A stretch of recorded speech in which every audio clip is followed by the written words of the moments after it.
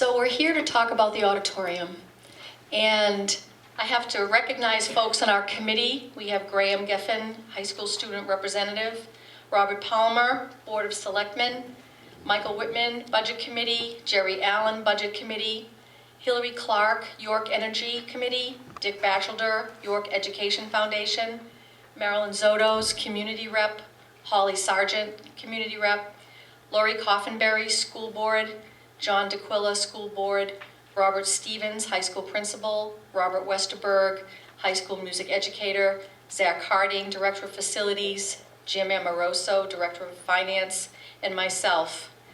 And our task has been to identify the plans for a community auditorium that is a couple of things, that is reasonably priced, properly sized, scaled within the limited footprint of the existing auditorium, one that optimizes its location by connecting the gymnasium, cafeteria, and auditorium, and one that ultimately serves as a gathering space for our school district, the town's taxpayers, and the various organizations within the community of York. So a great deal of thought has gone into this, and I don't think anyone is debating the need. We'll have opportunity tonight to talk about the cost. We have a historical perspective Marilyn Zotos will share with us, and then Harriman will also present, and there'll be plenty of time for folks to ask questions. So Marilyn, would you join me? Thank you.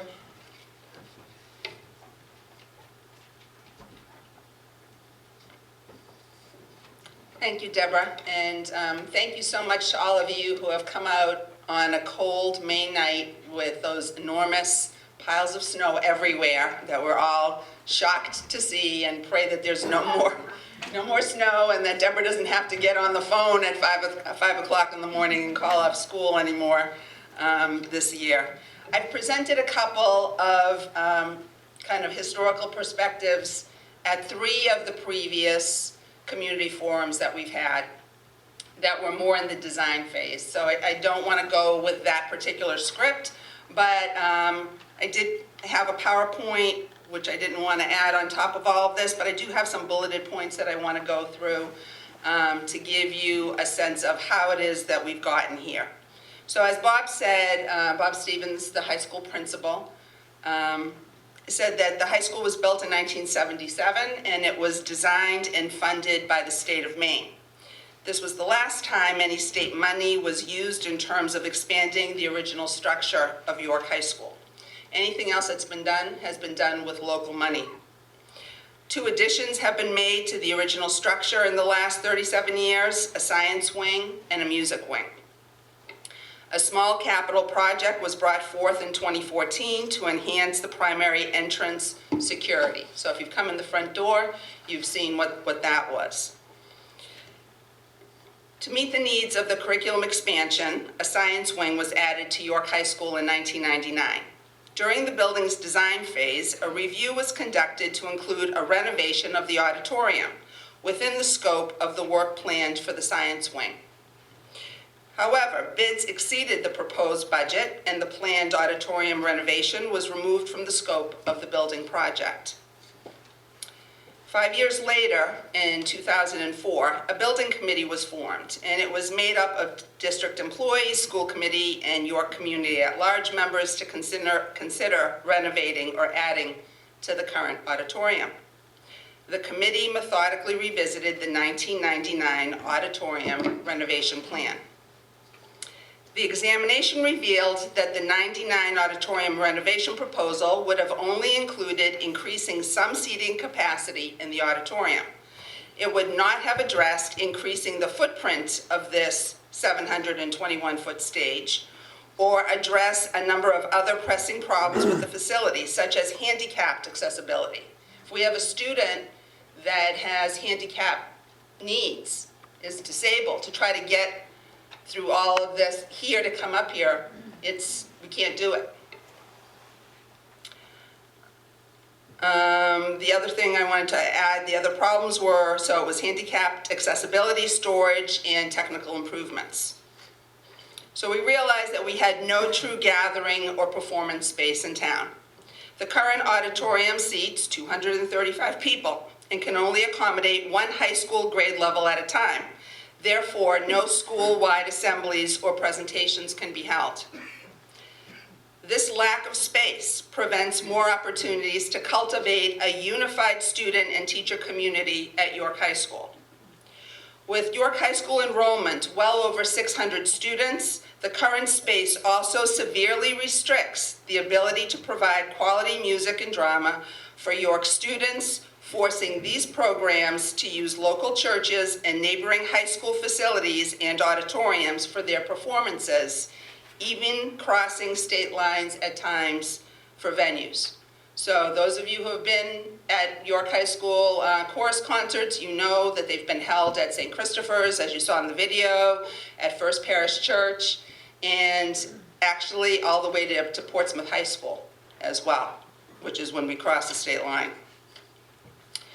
So music instructional needs surface. It should be noted that a very average high school stage alone is 3 to 4 times larger than what we have right here.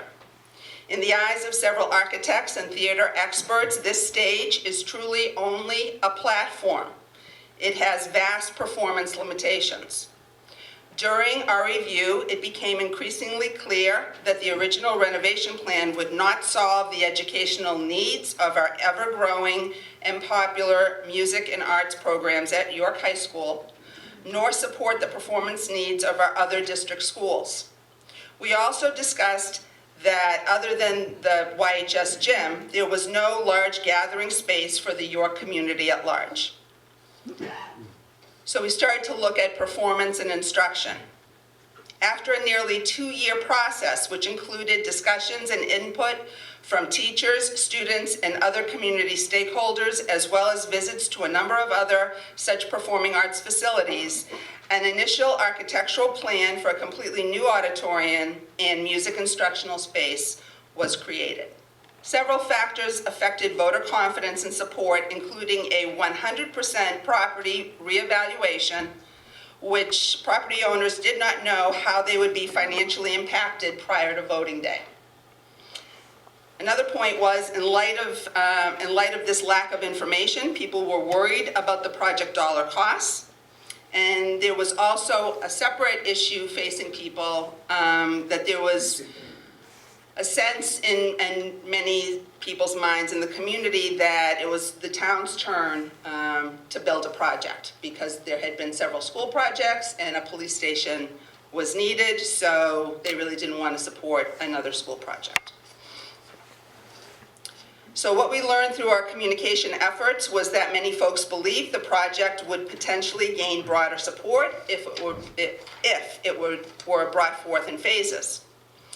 So we wanted to listen and learn and accept what people were telling us. So if citizens wanted a phased-in project, then we needed to listen to what they were saying, because communication is obviously a two-way street. So in 2007, a new building committee was formed and architectural plans were revisited, and discussion began about constructing only a music instructional wing. Now we're trying to bring forth the other half of the project that has been envisioned for about 10 years now. So it was this action that launched the formation of the York Community Auditorium Building Committee, and Harriman Architects were selected as the architects to come up with a design, and that's the design that we're going to be talking about tonight. So I hope that history gave you a little bit of a context to put this evening into, and I thank you very much. Principal at Harriman Associates Architects. My colleague Jeff Larimer is on his way here. He was delayed in a meeting. And with me tonight also is Tony Roy, manning the computers, and Dan Ellingson over here on my left. And we're going to talk about the work that has been done to date. You can switch to the next slide, Tony. I'm going to talk just very briefly. I can't match Connor's incredible video. I saw it for the first time tonight, and it was really incredibly professionally done. But I thought we'd just walk through a couple of the needs of the project to remind folks, and then get into the floor plan that the building committee's been working on for the past several months. So the original auditorium was built with the original building. It's 38 years old. It only seats 257 people. It's about a third of the size of a normal average high school stage, and that greatly limits what you can do on this. You can't get your band, and you can't get your chorus, and you can't seat a lot of functions that you would normally seat in a high school because of the size of it. There aren't any support spaces. There's no storage. There's no dressing rooms. The kids, when they've told me that when they're doing performances, they have to change clothes in the hallway, and it's just not a good situation. The lighting and the sound technology is very, very old and doesn't allow performances of a level that you have in your instruction already in the building. You have incredible music programs in the school, and I think what the building committee is trying to do is to create an auditorium that's commensurate with your programs. Acoustics and sightlines are poor. Those of you who are in the sort of the first couple of rows of seats behind that aisle will notice that you can't even see the stage because the sightlines are not done well in the building, and acoustics are very bad. I've heard from students that speaking and singing in here is like speaking inside of a sponge. That things don't reverberate well, and it's just not conducive to young voices. Next slide, Tony, please. Nothing in this whole area of the building meets ADA. There's no direct connection to the music wing, which is just right over there. I mean, it's tantalizingly close, but you can't get from here to there easily. Wrestling practice occurs in the space back here, back here, and those two functions compete with each other. They don't really work well. So you'll see in the new plan a multi-purpose room that will allow simultaneous events to go on in the auditorium as well as in the multi-purpose room, and they're far enough apart that there won't be any acoustic interference. There is no lobby space for intermission of any kind. Performances, a lot of performances that you saw already have to be done off campus, and there's a lack of adequate restrooms, and the mechanical electrical systems are 38 years old, and they're just out of date and not very energy efficient. Next slide. So that's an overview aerial photograph of the building. That's where we're sitting right now in the auditorium. Next slide, Tony. And that's the floor plan. We can come back to this, but note that again, the auditorium is sort of on the end of a peninsula on the foreign language wing, so it doesn't actually connect to anything else in the building. It's a gap, and so one of the goals of the project that Deborah stated earlier was to fill in this area with the new addition and to tie all the circulation inside of the building together for the first time. Next slide.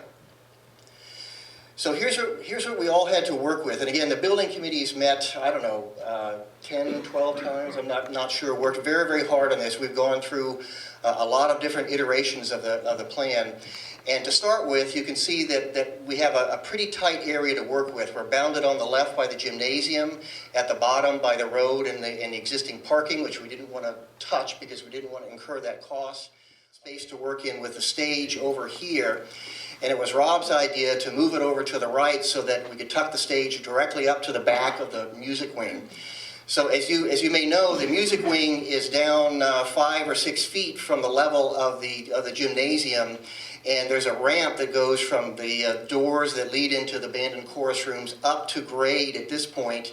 And so what we did is we set the level of the stage at the top of that ramp, that little vestibule right there, so that students can come off and on the stage from the back, which will allow you to have large presentations and large performances with lots of actors and lots of musicians coming on and staying on the sort of the performance side of things while the public stays on the public side of things. There's also another way into the stage, which is up a ramp and over here and through the side. So there's a couple of ways for people to get on and off the stage. And that one move, which again was Rob's idea, made the plan really fall together really well from a functional standpoint, because you've got performing arts classes over here and the auditorium over in this area. The desire to replace this function, which is very, very important to the uses in the school, but is much too small and is basically a part of the stage, so it just doesn't work. So in this piece, what we did is we put the multipurpose room here. You have right now a mat and a half for wrestling. And wrestling mats are about 42 feet square. And so this room is basically set up to hold the wrestling mats that you have, plus about 6 foot clear along the side, so you can have visitors and onlookers and referees and things over there. So it's meant basically to fit those mats, and once you make it that size, then you can do all kinds of functions in there with or without mats. One of the things that the multipurpose room has is it has a mat lifter. So when you want to use this for some other function, you can basically roll up those mats and you can lift them up into the structure and they just disappear up there. You don't have to build a great big storage room someplace to have those mats. The mats that you have here on the other side of this curtain are very, very large and very, very heavy, and they're difficult to move around, and there's really no place to store them in this part of the building. So by having a mat lifter, you can within minutes free up that space to have a variety of other functions. You also have a big shortage of restrooms in the area of the gymnasium, and since you're adding an auditorium, expanding the auditorium, you need to provide restroom counts, toilet counts to meet the state plumbing code. So what we've done is we put a great big area of men's and women's toilets right here so that I can serve all of these functions around here. And then we have a little mechanical room here and some storage off to the back of the multi-purpose room. So that's part two. Again, that's the second biggest part. Next slide. So the next challenge was that it's deceptive when you're outside that the site has a lot more slope than you would think that it was when you're just walking around on the ground. So if the gymnasium is a sort of the base level, what we'll call +0, by the time you get down to the hallway back here behind the music room, you're -5 or 6 feet. And so all of that level change has to get taken up inside of this addition. And we have the further challenge of having 5 different levels to pin together by this addition. So we've got one level is the gymnasium, and then the cafeteria is down about 16 inches from that. The foreign language wing is about at that level. The stage, as we said before, is pinned over here to that existing entrance at the back of the building. So that's another level. And then you've got, go down the ramp and you've got the level of the abandoned music room. And so there's basically 5 levels inside of this that we're trying to pin together. And by one corridor here, which is kind of a combined ramp and corridor, we can pull all of those levels together. So now we have handicap accessibility to the gymnasium, the cafeteria, the lobby, the auditorium, the multipurpose room, the foreign language wing, the stage, the entrance to the auditorium, the upper level of the music wing and the lower level of the music wing all together. So that was very difficult to do, and Dan Ellingson, my colleague, was the one who finally figured out how to make all that work together in terms of the levels. So that's the third piece. And then the last piece, basically, next slide, you see that the lobby basically is this shape because it infills all these other pieces that had to be where they were for functional reasons or because of the size of them or access, egress, those kinds of things. So now what you have is you have one new major entrance here facing a large parking lot, and that lobby pins together in every way, including handicap accessibility, the multipurpose room, gym, cafeteria, the courtyards, the corridor connecting all of these wings together, the various levels of the auditorium, and back down to the music wing. So it's set up now so that you can close off doors. If you were to have, say, a big event in the gymnasium and or the auditorium or something going on in the multipurpose room, it'll be set up so that you can close doors around that central sort of community area and make it possible to keep people from migrating and wandering around the rest of the building. And what that allows you to do is to turn off the power and turn off the mechanical systems and everything for the entire rest of the building, while you might have 700, 800, 900 people in this part of the building. So that allows you to have even more community use than you have now for less money, because you're concentrating the area that the public is in basically one well-designed area. And in that area you have places to sit, you have adequate bathrooms, you've got views to the outside, you've got natural light coming in up above in the lobby space here. So the idea is that this would become a real heart of the community, not just the high school, but all the schools and the entire York community, because of the way that it's laid out and organized with all these pieces now collected and pinned together. First of all, that the auditorium space is one room. There's not a balcony. There was an earlier scheme that had a balcony, but we were able to compact everything in such a way that we could get all the 750 seats basically in one room. Balconies are very expensive. They're much more costly structurally. They do potentially funny things to the acoustics of the space. So this is one great big room. And maybe could someone turn off a couple of the lights in the back? You might be able to see this a little bit better. So up here on the right is that main entrance from, this is the driveway and the parking lot over here. So you come in here, that's the main lobby. To your left as you come in is the multipurpose room.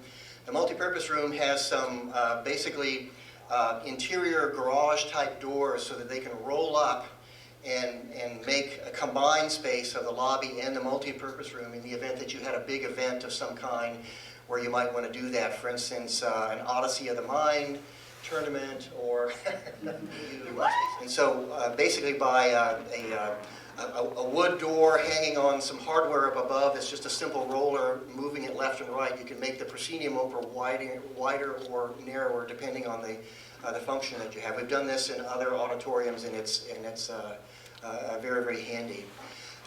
So Tony, if you rotate around and look at the back of the auditorium for a second. Walls of the space, very, very simple. Otherwise, it's basically going to be a simple drywall plaster box with a hard ceiling.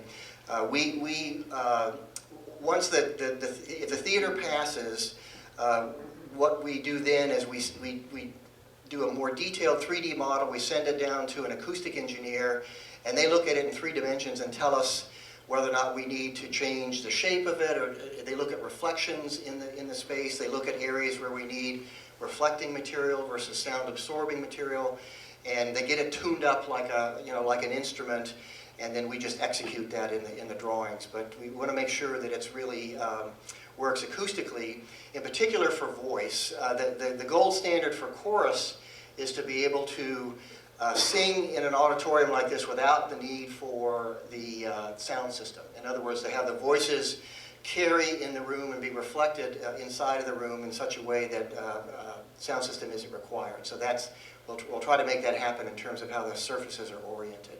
So if we back up a little bit now, Tony, and go back to so this is that upper area where the mechanical room will be.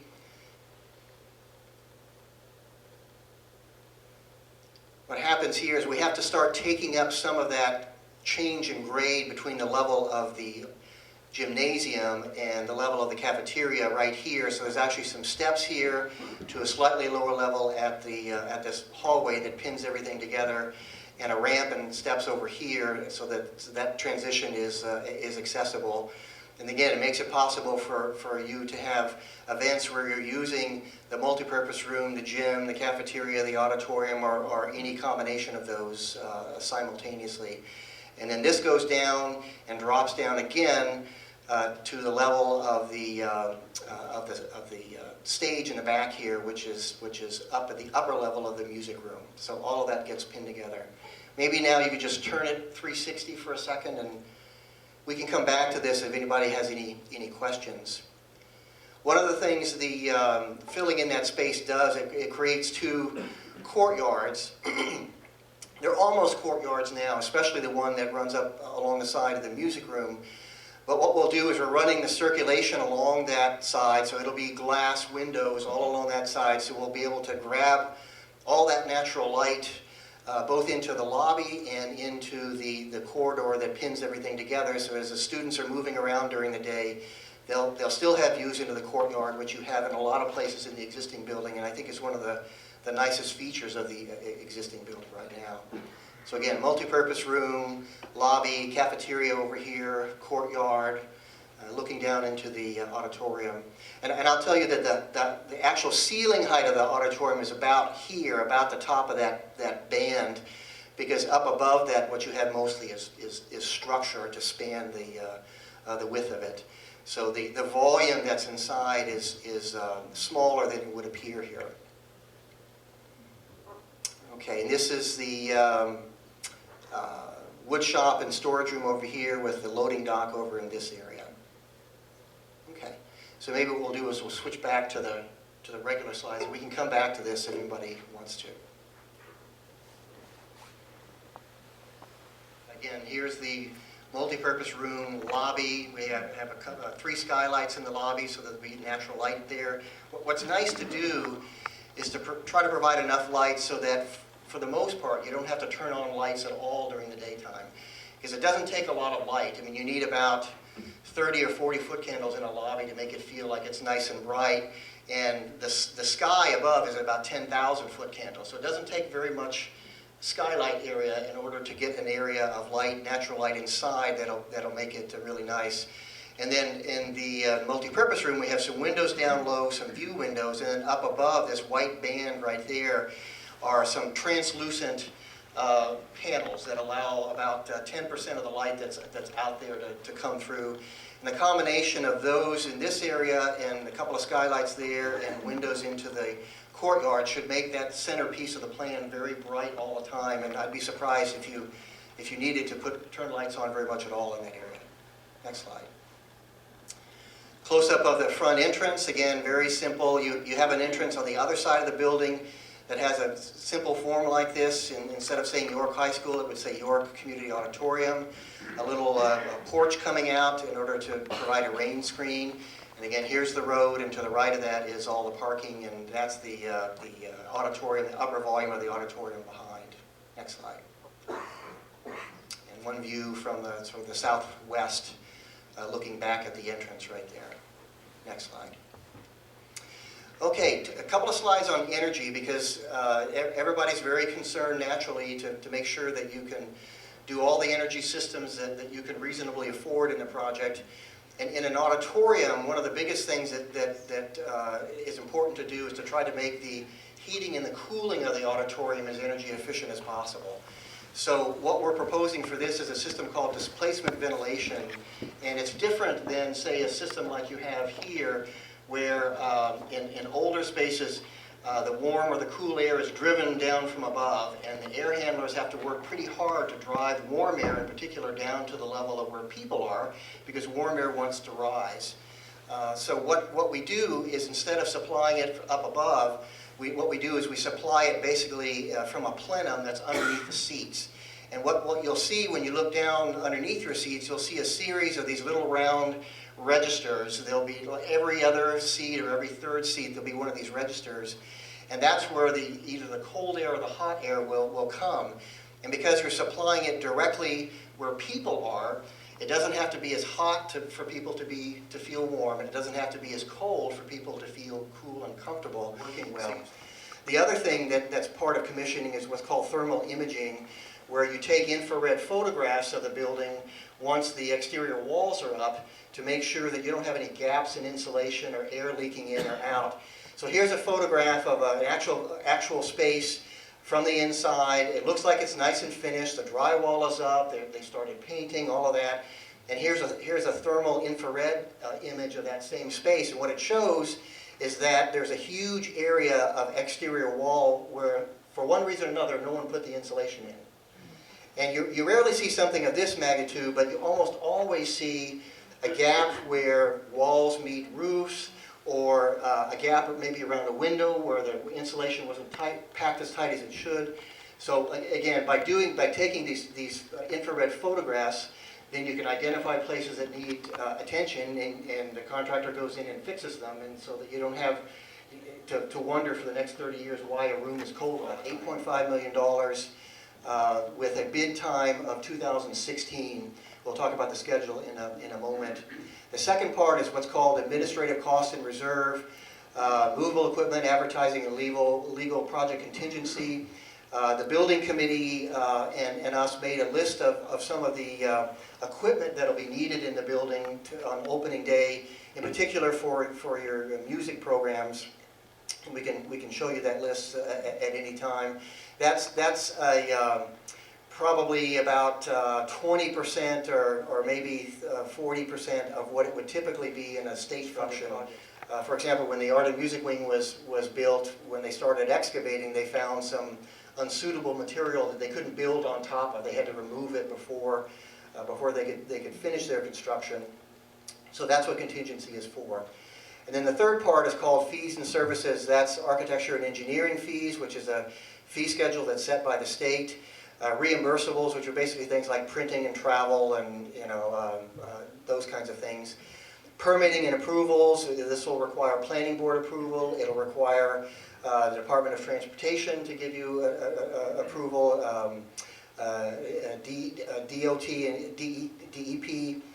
Surveys and soils, we'll be doing excavations around the area to try to make sure that all the soils that we can find are suitable. Owner's rep is a person that the York School Department would hire to be their primary point contact to handle all the paperwork that gets generated in a construction project of this size, which will be immense. Clerk of the Works is a person who is either hired by the architect or by the school department, who lives in a trailer on the site 40 hours a week and is there to photograph everything that happens. They keep a detailed daily log. Every time there's a delivery of materials or concrete or something like that, they're there to make sure that it's what you ordered and what you paid for. So their job is basically as a watchdog on a minute-to-minute basis during the construction process. And they'll be constantly on the phone to us and sending photographs up and saying, well, is this okay? This doesn't look right. And we can send a message down, yeah, that's fine, or no, it's not fine. We'll be down in an hour. So that person is a very key hire because they're the person that really is protecting your interests on a minute-to-minute basis. Commissioning, I've already talked about. That's that third-party review. So the total project cost of all of those, which is construction plus the two sections of what are called euphemistically soft costs, is $10.4 million.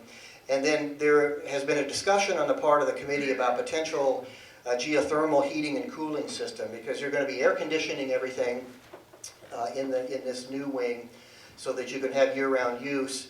There's a variety of ways to do that. Geothermal is one of them. There are other ways that are being looked at. And so probably what would happen if this ends up on the ballot is that it might be listed as a separate ballot item, for example, so that the community could decide whether or not they want to fund this particular system. We'll be analyzing what the payback would be and the energy costs going forward for all these systems. So if you added that to the total, you would be at $11.2 million for the total project cost. Next slide. Schedule, again, referendum in May of this year. Construction documents will be complete by beginning of December. Project will go out to bid by the middle of December 2015. Bid opening about a month later. Start construction in February of 2016.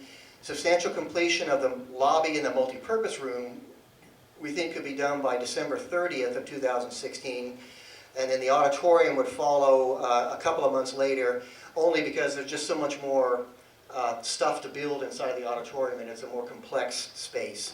So you'd have basically opening in two phases for this project. And then the last piece of this presentation is a couple of slides that Zach is going to talk about, which is the financing and bonding and the impact it would have on taxes.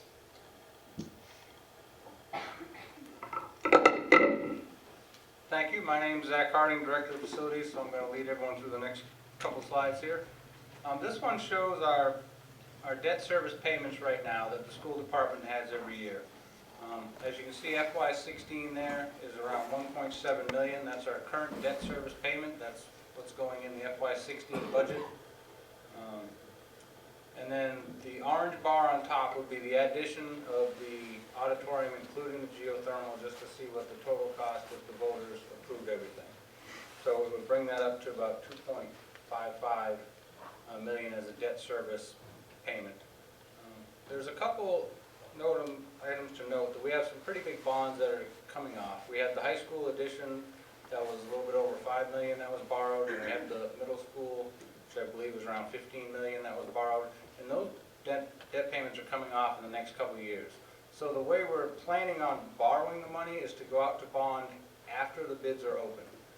That will allow us to borrow up to what the voters approved as needed, but if the bids come in favorable and it's actually lower, then it would allow us to lower the amount that we have to borrow. So by scheduling it that way, we wouldn't actually start payments until you see FY17. It'll be our first series of payments. Then you have a year, 2 years until the high school drops off, so you have the payments start to come down. And then in that, as you see there in FY20 is when the last payment of the middle school, and then those debt service payments really drop down. And of course, the natural question for a lot of people is, well, why don't you just wait those 3 or 4 years and then just do it then? The answers are, as our economy hopefully improves, it's going to start driving up construction costs more. And also you have the bond payments. These are scheduled as 3% is the estimate from bond council now, because we're going out in a couple years. And no one knows what it's going to be in 2 years, and we definitely don't know what the interest rate's going to be in 5 years, but everyone assumes that as an economy improves, interest rates generally go up. If we can go to the next slide, the one everyone's been waiting for, the big daddy. So this is the costing slide here. So there's a couple caveats. We're obviously going by the current valuation because we have no idea what the valuation will be in FY16 or FY17, so we just kind of have to use that as a base number. And then there's the bonded indebtedness. You obviously, when you issue bonds, you don't issue them in weird little dollar numbers. So that's 10.5 million is our assumption on the top one. And then we go down through. So that's a mill rate of 21.5 cents on 1,000. And then, so the next 3 lines, the auditorium without the geothermal, and if you have a $400,000 house, you're looking at $86 a year on your tax bill. Again, estimates based on current valuation of the town. You go down to the bottom and you look if we are able to do both, have the auditorium renovation addition along with the geothermal project. It brings it up to just over 23 cents on the mill rate, which is $46 on a $200,000 home for a year, $300,000 is $69, and for a $400,000 home would be $92 a year. And those are all the comments I have, and that kind of rounds out our slideshow, and the hands are going up already. Would you like me to stay here, Sarah, or did you have someone else in mind? Yeah, no, this is great. Can I just ask a quick question about the term of the loan? 20-year bond. Okay. Just in my back of the envelope, I get $700,000 for principal and interest on $10.5 million, 3% in 20 years. So maybe we can just double check that, because that brings it down to 18 cents and $53 on a $300,000 home. Okay, we got the numbers from bond council, so I'm not sure how they're, because it's not like a straight mortgage you have in your house. We like yours better. Yeah, it's bonds are amortized and on a different kind of payment schedule and interest schedule than a home mortgage. So it's a little bit different So way it's not to. the same every year? It's not the payment actually comes down a little bit over the years, slightly. So maybe we could show the diminishing cost then year over year to the taxpayer.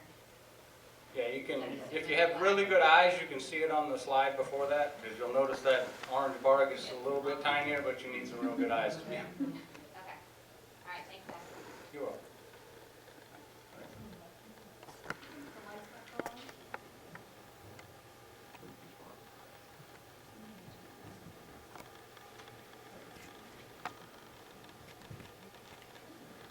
I'd like to invite people to come up to the microphone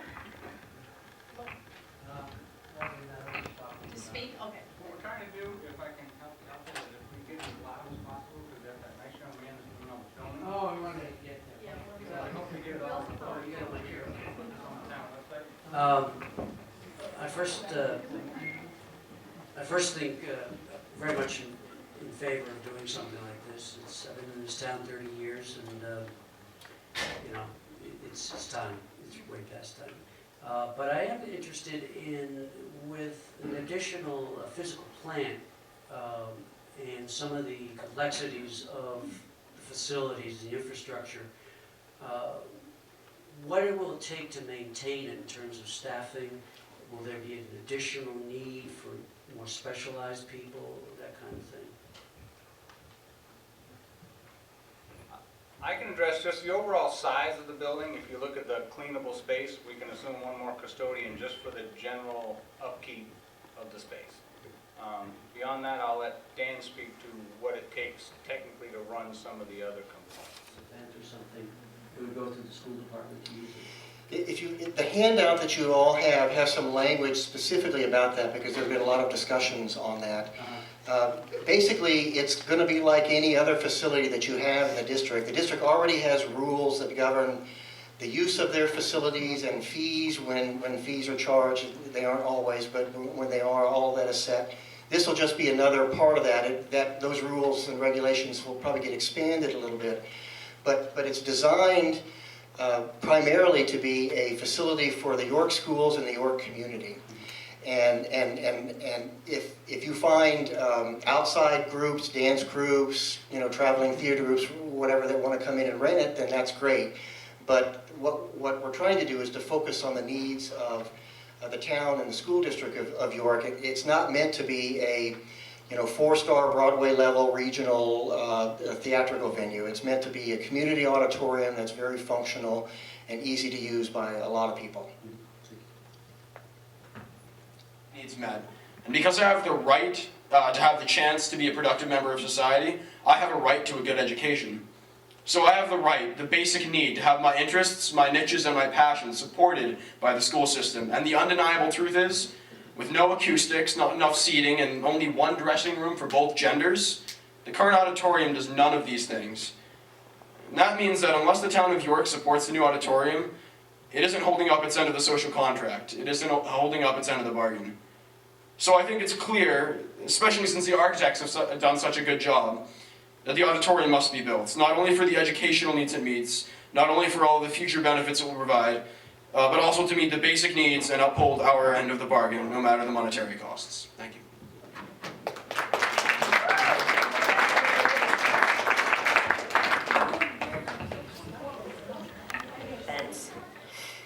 At York High School's last accreditation by the New England Association of Schools and Colleges, York High School gained superb scores in all standards.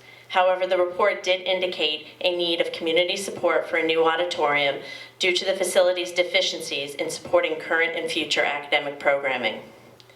As a community auditorium, the town of York's organizations and community groups would have a proper place to host meetings, conferences, and guest speakers. York's business community, such as hotels, restaurants, and other businesses, might benefit from future entertainment options held at the auditorium, which would keep tourism dollars local, with options for evening events or entertainment. Excellence in public education has many touch points and facets. All are important and all are worth attention. Education Matters believes the benefits to our students, our community, and our town's economic development far outweigh the cost. Growing up, I actually spent many hours in this very auditorium, performing the gamut of roles. Everything from playing a lost boy in Peter Pan in 5th grade to singing the part of Eliza Doolittle in My Fair Lady in 11th grade. This auditorium has actually hosted many student and community events over its 38 years. And this includes the career-beginning performances of friends of mine, people like Spencer Albee, a recording artist who founded Rustic Overtones, and who's a well-known singer-songwriter in the Portland music scene. It also includes 4 members of the band Jeremiah Freed, all who graduated together in 2000. They went on to release 3 CDs. Then there's Gina Brannigan Connolly, a sought-after local vocalist and music educator who just last week was performing at a benefit concert for the York Food Pantry at the First Parish Church. Dr. Amy Katsanis, class of '97, left York to lead choral ensembles in Boston and New York, and she's now conductor of the Metropolitan Chorale in Waterloo, Iowa. And of course, we can't forget to mention Eric Backey and Frank Fogg, notable members of Johnny Watt and the Cash, one of our favorite local bands. While not all students who participate in the arts become a rock star, a music teacher, a choral conductor, those students do benefit from exposure to new ideas and new ways of learning. As importantly, they get the opportunity to improve their self-confidence without having to get the best grades or being the star athlete. As residents, I believe it's our responsibility to give our kids the best education possible. Ensuring that we have the modern facilities to support the curriculum is part of that responsibility. We all want our community to thrive. Constructing this auditorium is a sure bet on bringing our students and residents together to build an even stronger community. Facility. And it will greatly enhance our school system and our community. First, the school itself is a community.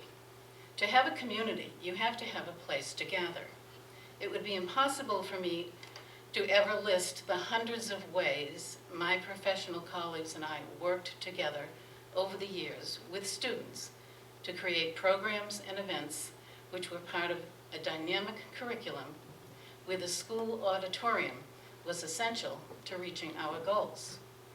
The auditorium space has always been an integral to providing not only art, dance, drama, and music performances, but numerous interactive presentations, interdisciplinary programs, exhibits, debates, and more. One small example, but one of my favorites. Your 8th grader can read and listen and discuss immigration, and perhaps do okay on a test, and you're hoping that he grasps the concepts and understands. But when along with his class, he dresses up like his own great-grandfather, and on stage they reenact the trip to America and arrival at Ellis Island, he gets it. It's experiential. Our auditorium is not an extra, it's not an add-on, any more than a science lab is an extra or an add-on. Rather, it's a fundamental part of an ongoing high-quality learning environment. It's a learning space for everyone and for all disciplines. And everyone benefits from a top-notch school system. Even if you never put foot in a school building, you're going to benefit. It's good for students, it's good for families, it's good for business, it's good for the economy, and it's good for our overall quality of life here in York. I strongly encourage all York citizens to join our new group, Friends of the York Community Auditorium. It's going to be great, so be part of it. Thanks. I was a guidance counselor by trade, just like Susan, and I was going to make some remarks about trying to meet the passions of ranges of students.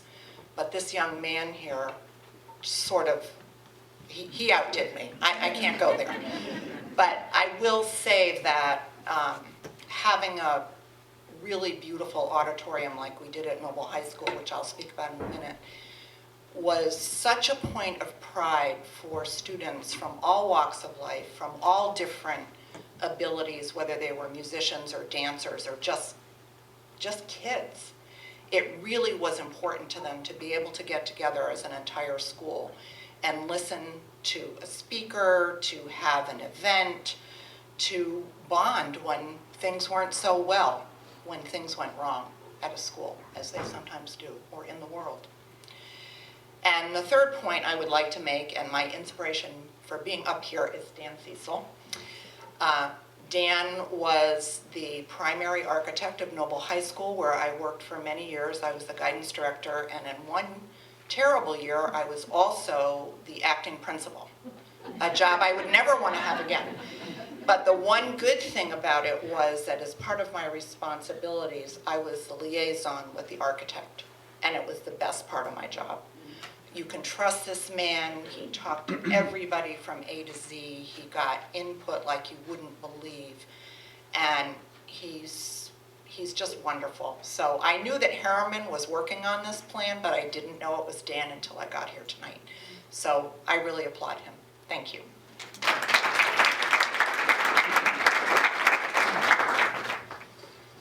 Good evening. My name is Jim Bartlett. Live at Deer Run with my wife, Susan Christmas. I've lived in York for about 30 years, and we purposely chose York because of the quality of life that you can experience when you live here. I'm not a parent, never was, and I think at this point in my life, I won't be in the future. I was a public school teacher for 15 years before I went to law school and changed professions. So I have a fair amount of experience in public education and understanding some of those issues. But I'm here to tell you why I think this community should support this project. And to do that, I want to take a little bit of a step back, because I want to talk to not just the parents, not just the educational community, but I want to talk to the whole community.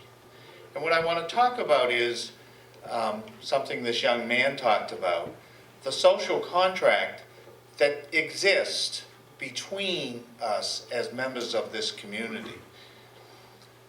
From time to time, you visit other places, and I'm sure you all have experienced the feeling of when you walk through a town or a city, you can tell if the citizens of that place have a commitment to that community. You can tell by the quality of the streetscape, by the quality of the public buildings, by the manner in which people deal with you as a visitor. You can learn something just through that brief experience about the quality of that community.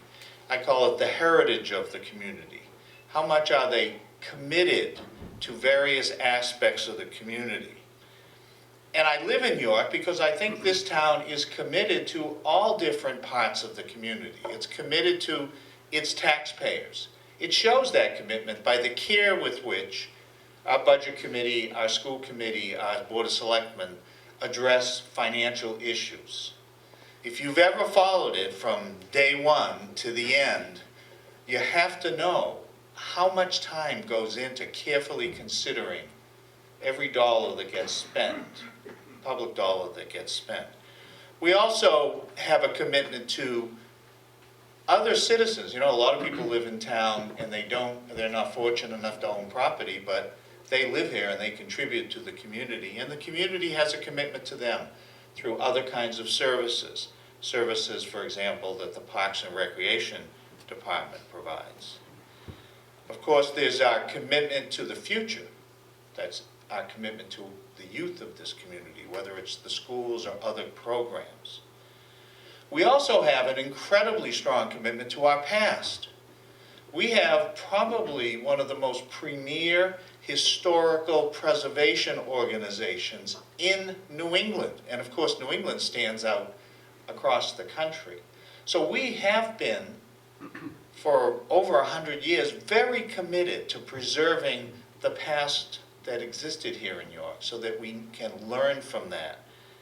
I support this project not because I was a selectman for 6 years. That's way in the past and sometimes a pleasant, distant memory. But I support this because I've worked on civic and town financial issues during the time I've lived in York. I support this not only because I've supported careful land use planning, because I care about the environment. I support this for all of those reasons. This is a project to support for the quality of life in York. And we shouldn't be dividing each other between taxpayers and non-taxpayers, between parents and people who don't have children in the school. These interest groups are all interconnected. They all contribute to the quality of life. And I would encourage us to use that perspective as this project is considered. Thanks. Having to be crammed in with everybody else on this tiny stage, and you don't have any space to actually do anything, and I felt like nobody was going because it's not really that high. It's a terrible quality auditorium, and I just feel that people my age and people that will be going through what they want to do when they grow up, I feel like they should have the chance to be able to try this out and see, is this what they like? And I feel like right now people aren't really getting that chance. But I feel like if we have a new auditorium, then that can really be reflected that we want people to be able to have this chance. Thank you.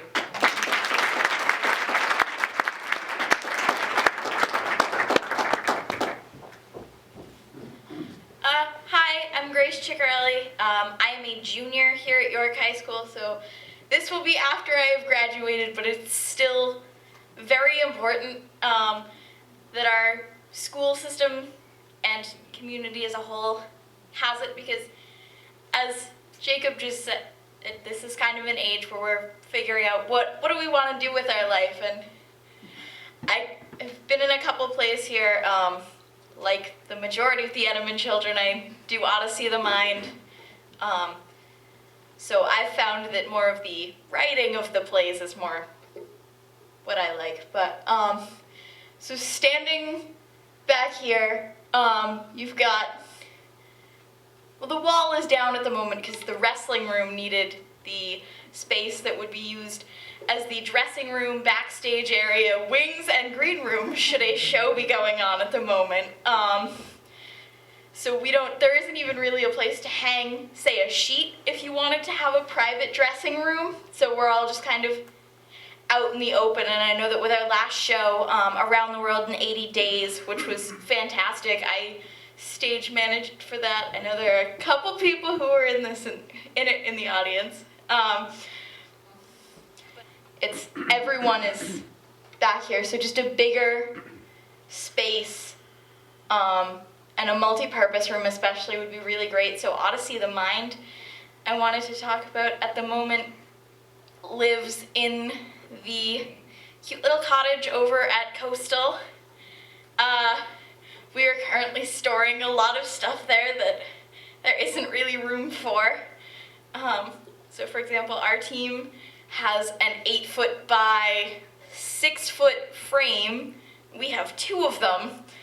And finding a place to keep this was really a struggle, so the idea that there might actually be a space with room just for us to keep things is very exciting to us as a group. I am the president of the current Music Boosters here at York High School. We are all 100% in favor of this, and most of us will not have children who experience it or might have one concert as members of the chamber singers or the instrumental ensembles here.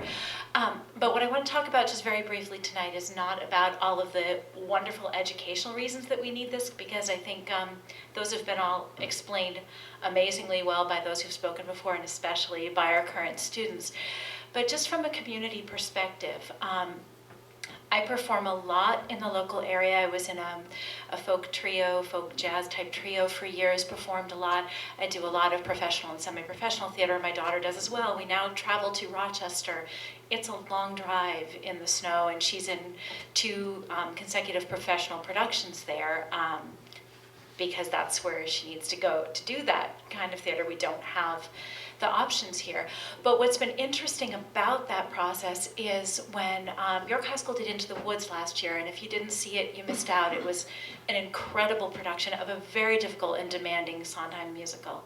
Friends of mine from the theater world came to see it, and their response was, "Hi, I had no idea that York didn't support its arts," because they attended productions at Noble within the same week and at Marshwood within the same week, and said, those schools support their arts. And I explained to them, well, York gets no state aid, so we're doing the best we can, funding our own facilities. But what they came away from it was, that was an amazing production. It's really too bad there's not support. I think there is a ton of support in this town for our arts and for our students and for all these levels of interest. I also think there are opportunities if we get this community theater beyond the amazing educational opportunities that we are already providing, that will finally have the facilities to showcase them. But let's showcase our town and the incredible arts and community that we have here. We have, as somebody was explaining, we have recent graduates who've gone on to do amazing things. We have community members who are phenomenal instructors. We have all kinds of ensembles. We have young people who want to start a cappella groups or grow the a cappella group we have here in the high school. We will fill this theater. It will benefit our community as a whole. It'll benefit all of us. So I just hope people will support it. And musical education that I received.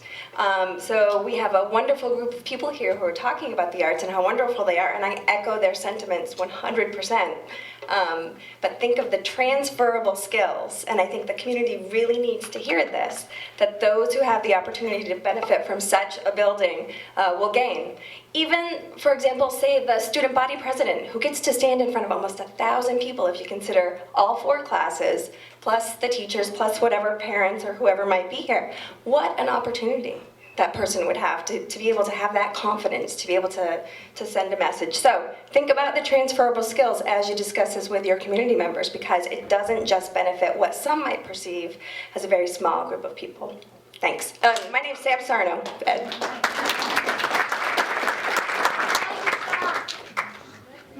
So I'm wondering if you consider getting a movable wall between the orchestra and the mezzanine, it looks like. Sure, I can jump on that. That has been discussed, and the cost of a movable wall is a cost we don't really think we can incur at this time. We'd have to add to the project because it's not in it. And it's also affects the acoustics quite a bit when you start having to plan and design for that movable wall to be as part of the auditorium. So the committee did look at things like that and how that would be used. Possibly a curtain might be something that could be in there. I think it would be worth considering, because if you move into rentals and who's going to come in and rent the place, they may not be able to fill the whole thing, but they might want something a little bit more intimate for a smaller rent piece. And being a dancer, is going to be a sprung floor? Are you going to have a Marley? All that fun stuff. I think I can let Dan speak to that a little bit. Yeah, I remember you from the last public hearing, and I also haven't sent you all the drawings I promised you. So if you'll leave me your email address before you leave, I'll do that. Yeah, a curtain might be possible because that wouldn't be terribly expensive. We can also, you can turn off all the lights in the back of the house to help it feel smaller, so that when you've got something going on stage, and let's say you have 300 or 400 people there, it doesn't feel like you've got a great big empty space. So there's a couple of ways to do that. But a curtain was mentioned at the last building committee meeting, and we just haven't had a chance yet to figure out what the cost of that would be. But even if there's some way to dim or have the house. That you would absolutely be able to do, no question about that. And in terms of the floor, we build the stage floor out of wood. It's basically, it's got a wood surface, but it's got wood framing underneath it that sits on concrete, and it's a little springy for exactly the reasons you talk about. We haven't budgeted a Marley floor, but that's something that could be done as a fundraising thing, and it's really important for dance. It's a mat that you put down that makes it very safe for dancers to move around and jump and without slipping and falling and without damaging joints and ankles and things like that. So I think it would be an excellent facility for dance, and it would be great to be able to have it in there. So I agree. I'd be very excited to do something. As much as we support, I hear the chorus and the band, it's not to get the dance arts too. Very important to get the physicality. Well, I think the way to look at it is, if building it just the way that it is as an auditorium, you're about 98% of the way there for a first-class dance facility. Really, all you need, other than the things that you have already, is that Marley floor surface, which is another type of mat, again, that rolls out and gets taped down and makes a nice, safe place. Why was that not passed last time, and are there ways to avoid whatever happened last time? I think I'll let Marilyn Zotos, who spoke a little bit about this as we opened up the meeting, which I may have missed, but she can kind of go over that again as a repeat. So after it did not pass the last time, we sat down and we talked with lots of people. And there were a couple things that happened. A very important thing that happened was that the town was reevaluated. And the reevaluation was now going to be 100%. And the timing of all that was such that people didn't know what their reevaluation was going to be before they went to the polls.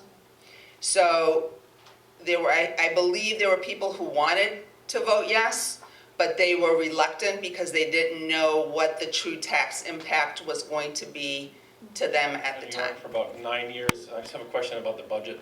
Will it go to the voters with or without the contingency or the add-on for the geothermal? Because ultimately it's about 8%. That's a pretty big number, so I'm just wondering if it's going to go with or without. The plan right now would be 2 separate warrant articles.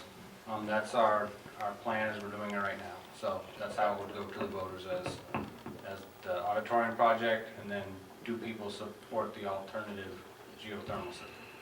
Okay. And then as far as the messaging goes, you know, the literature says York High School Community Auditorium. Is it going to go as York Community Auditorium, York High School Community Auditorium? You know, do you think folks will... The building committee has decided York Community Auditorium. Okay. Because I think there's some sort of an inherent assumption that it's connected with the school budget in some way, and I think that's... Nobody here has to be convinced you're all here because you support it. I assume almost everybody supports it. It's the uninformed electorate who's going to show up that you have to educate and say it isn't a Taj Mahal, and you have to disconnect, I think, the two ideas that, oh, we don't want that because I remember this from just not too long ago when I was in this valley. So, that's all. Just trying to think of it from the devil's That is the point, that's why I perspective. tried to emphasize that it's, you know, to fit it in that footprint, to have a basic building that serves our needs and helps the community.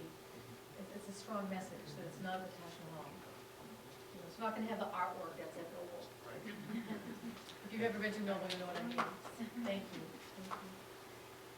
So we can, oh, another question. Freshman at York High School, I spent more time in his office than I did in here. Maybe because of what I was doing in here.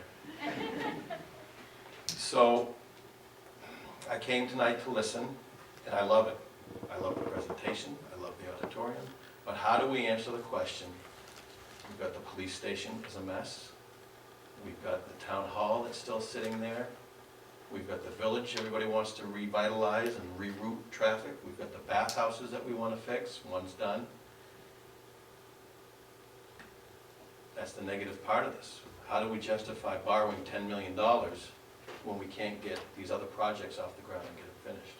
And if I'm raising my 5 children to be fiscally responsible, how do I talk about the police station that's a mess and then justify, well, the town just borrowed $10 million. Part of the success with the music wing in 2010, with the middle school in 2000, with the high school in 1999, that all those projects, you know, were completed on time and successful, and with the students occupying those spaces when they're supposed to, and on budget because they have to by law. I mean, once you borrow that set amount of money, you can't expend more than that. That's all that's there. You borrow it, and that's your pot of money you get to use. I bring it up because that's your hurdle.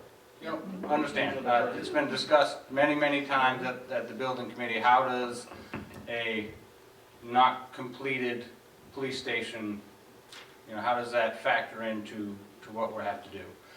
When you mention other town buildings, such as a town hall that are possibly on the list, and improvements to the downtown area, well, that's also a reason to do it now and not wait 2 or 3 years when those bond payments drop off.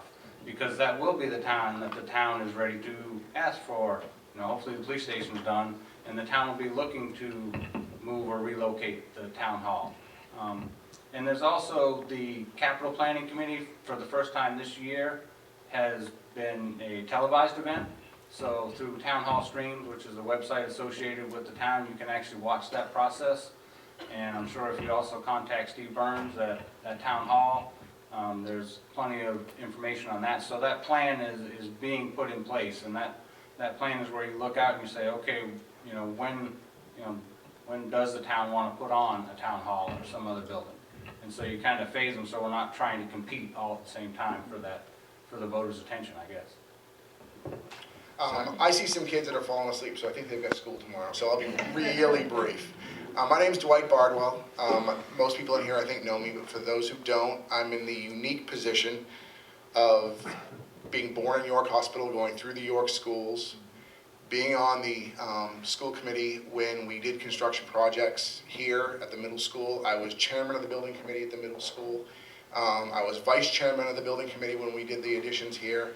I've had vast experience in doing school building projects, but I've also was on the Board of Selectmen when we put forward town hall projects that were not successful. When we initiated the conversations around the police station, I left the board at that point and came back to the school committee, and that went forward, and it is where it is today. But I think to answer Eric's question, which I think is an extremely valid one, the school department has a responsibility to do what is best for the students in our town. And we also have the fiscal responsibility to sit back and make sure that we don't bring things forward that we believe are going to overburden the taxpayer. So we have recognized as we've gone along that we need to be fiscally responsible when it comes to building these buildings or doing additions. But we also have, what, $60 million worth of property that we need to maintain? And part of that maintenance is making sure the facilities are up to standards that are equitable for all students. And so I think it's really important for all of us to leave here tonight to stress to the public that this facility is original, this facility is falling apart, this facility is an embarrassment. Now, I will, for full disclosure, tell you that I voted as a member of the selectmen against the last auditorium project for a variety of reasons. And I'm really glad I did at this point, because I think this is a really, really, really, really superior project at this point. I think it meets a number of needs in the school. And I think that when you add this project to the music wing project, and you start to bring all this together, I think you're looking at a real improvement on what our students and our school community can use. And I really mean the entire community. And I speak to you from the school side of this, because I think that's going to be number one in this. What is this going to be used for within the school? Beyond that, for community use, fantastic. If we can use it, great. But it's got to meet the school needs. This does. It creates other spaces we can use within the building, and I think it is beautifully designed. So I support it wholeheartedly, and I think it's important that people realize other projects in town may be stalled, maybe in various places. That money was already appropriated. That money is already, you've already paid the taxpayer, the taxman on those projects at this point. The money is already out there. They just got to build the buildings, build the roads.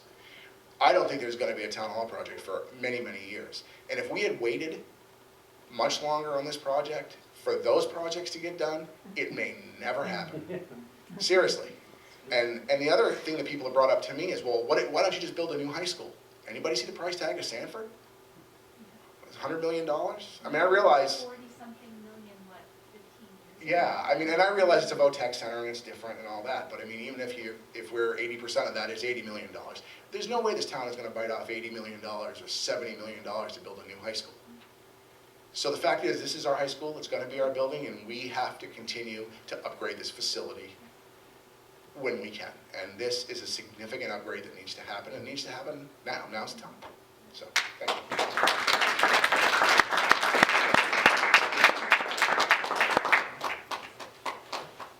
So the school folks have deliberately tried not to speak tonight, because as you can imagine, I also support this wholeheartedly.